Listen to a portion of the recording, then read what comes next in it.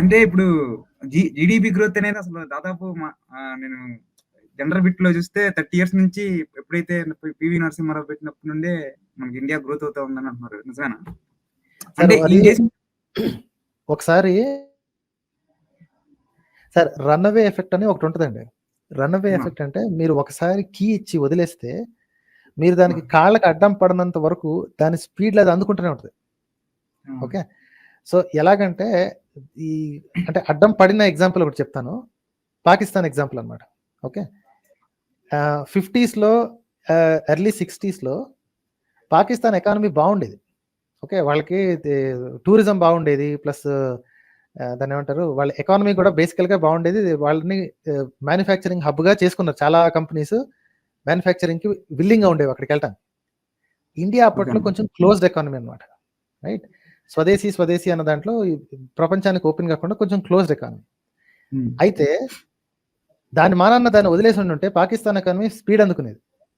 మధ్యలో ఏం జరిగిందంటే మతాన్ని తీసుకొచ్చి అడ్డు పెట్టేసేసి we have to follow the best form of Islam అని చెప్పి మొదలు పెట్టారు. The pure form of Islam. అది ఇందాక చెప్పారు కదా, సైన్స్ లో కూడా మతాన్ని ఇంక్లూడ్ చేయడం. సైన్స్ కూడా సేమ్ టు సేమ్ సూత్రం.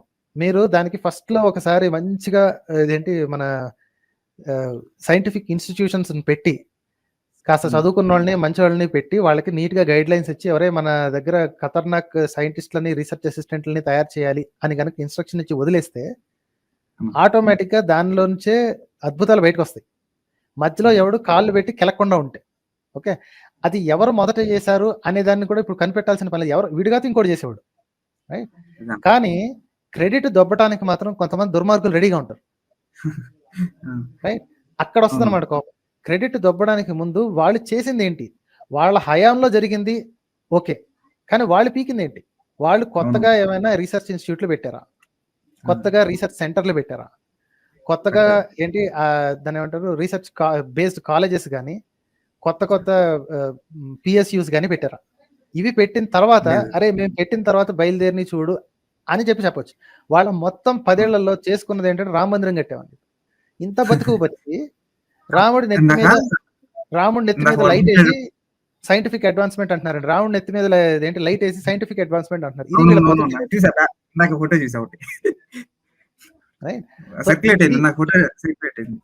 సో ఇందుకే ఒళ్ళు మండేది అనమాట నాకు.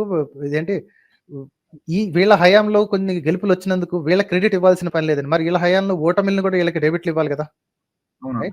ఎకానమీకి సైన్స్ కి అంటే వీళ్ళ గవర్నమెంట్ లోనే మా జనరేషన్ వాళ్ళే ఎక్కువ మంది అన్ఎంప్లాయ్మెంట్ లో చూస్తున్నారు.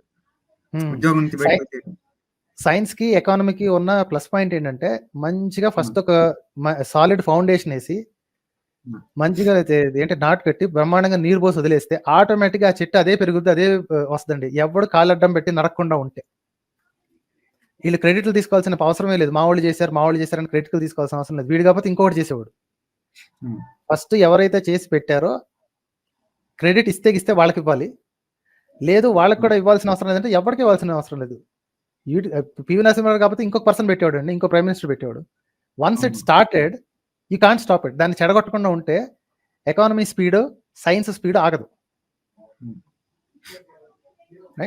అంటే సైన్స్ లో కూడా ఇప్పుడు మన ఇది ఉంటాయి కదన్నా, అంటే హైపోథసిస్ క్వాంటమ్ మెకానిక్స్ సంబంధించి వాటిలో కూడా కృష్ణుని తీసుకురావటం, రాముడిని తీసుకురావటం ఇవన్నీ చేస్తున్నారు అన్న ఈ యూట్యూబ్ ఛానల్లో కొంతమంది.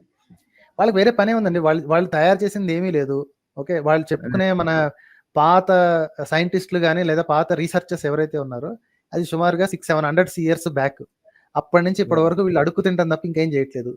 నిజంగా పౌరుషం ఉన్నోళ్ళు అయితే మా తాతలు తండ్రులు చేసిన అప్పటి వాళ్ళు ఇచ్చిన స్ఫూర్తితోటి మేము కొత్తగా తయారు చేస్తామని చెప్పాలి. వీళ్ళు కొత్తగా ఏం తయారు చేయట్లేదండి.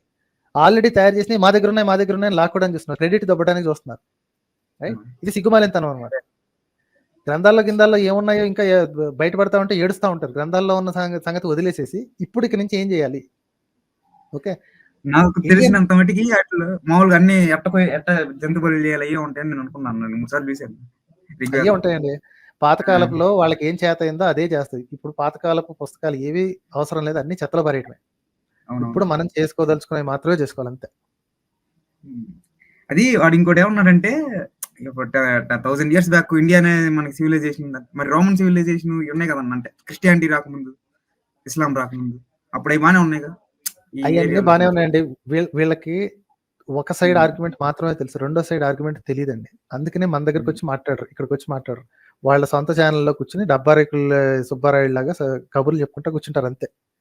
డైరెక్ట్‌గా వచ్చి మాట్లాడితే వాళ్ళ దగ్గర ఇప్పుడు వాళ్ళని డిఫెండ్ చేయాల్సిన పని లేదు. మనోళ్ళని కించపరచాల్సిన పని లేదు. అనవసరంగా మనోళ్ళు నెత్తి మీద కిరీటం పెడితే నేల మీద తోసేయాల్సి వస్తది. ఓకే. ఏమిటి వీళ్ళు అనవసరంగా చెప్తున్నది క్లీన్ చేయాల్సిన అవసరం లేదు. అంటే వాళ్ళని మిగతా తిట్టాల్సిన కల్చర్స్ పని లేదు. అదే అదే. కానీ మనోళ్ళు నేను గొప్ప అని చెప్పుకోవాలంటే ఇంకోటి తక్కువ అని చెప్పాలండి. అది ప్రాబ్లం. రైట్.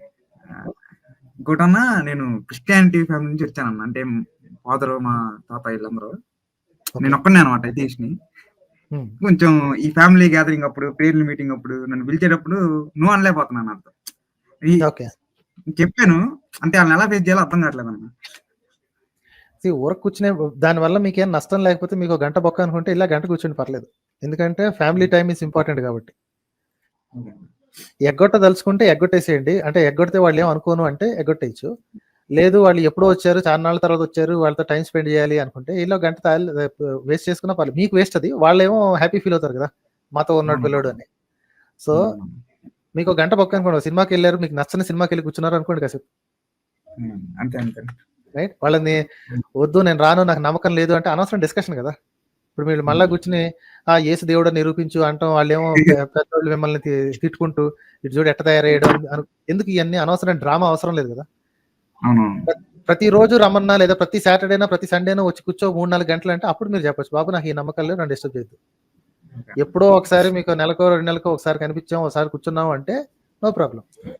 సినిమా చూస్తున్నాను అనుకుంటా, నచ్చని సినిమా చూపిస్తున్నారు అనుకుంటా, వచ్చి కూర్చుంటాను.